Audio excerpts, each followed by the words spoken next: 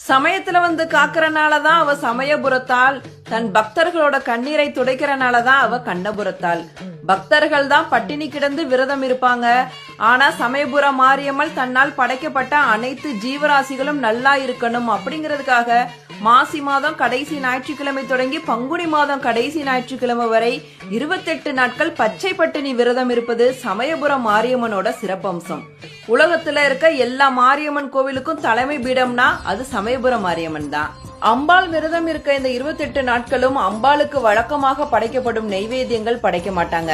பட்டினி இருக்கும் அம்பாளுக்கு உப்பில்லா நீர்மோரும் இனிக்கும் கரும்பு பானகமும் குளிர்ச்சி தரும் இளநீர் மற்றும் கனிவகைகள் மட்டுமே படைக்கப்படுகின்றது. படைத்த அன்னையே விரதம் இருக்கும் போது மக்கள் சும்மா இருப்பாங்களா? அன்னையை மனதில் நிறுத்தி அந்த ஊர் மக்களும் தங்கள் வீடுகளில் அம்மன் படத்தை வைத்து வழிபட்டு விரதம் கடைபிடிக்கிறார்கள். அடுப்பு தீயில் தாளிக்காமல், காலில் செருப்பணியாமல், இளநீர்